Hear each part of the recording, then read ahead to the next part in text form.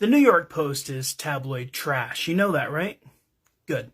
Okay, so what are we talking about today? The John Fetterman race for Senate in Pennsylvania, okay? There's an article here in the New York Post. I say article, it's a few sentences long. It talks about a particular video, doesn't include the video. Great journalism. So, John Fetterman's running for Senate in Pennsylvania against Dr. Oz. And apparently the thing that is frightening Republicans the most about John Fetterman is that sometimes he wears hoodies. And he's got tattoos. Newt Gingrich went on national television the other day to complain about John Fetterman having a couple of tattoos on his arm, and therefore we can't vote for him. Ben Shapiro, Sean Hannity, Tucker Carlson, Dr. Oz himself have all been on TV over the past few weeks hyperventilating about the possibility of electing somebody who wears hoodies. Dr. Oz was on TV last week giving an interview talking about this, where he said that you've never seen John Fetterman in a suit. He's always in hoodies, blah, blah, blah, not in $5,000 suits like me. I'm so cool. And he said that Dr. Oz said of John Fetterman, whenever you see him in a hoodie, that's just him kicking authority in the balls.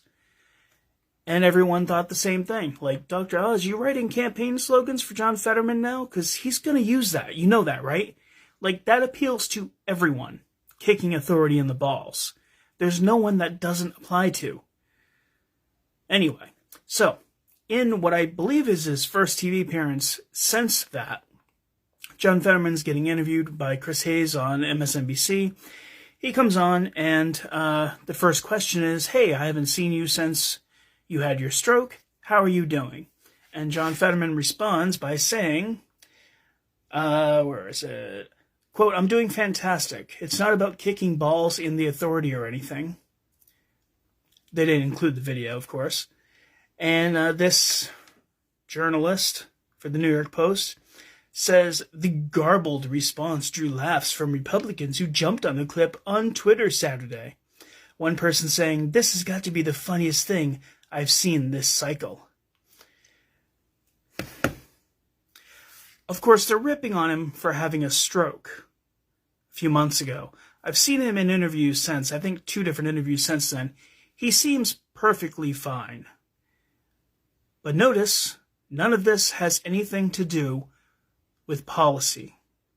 Just hoodies, suits, tattoos, and his severe lack of crudité.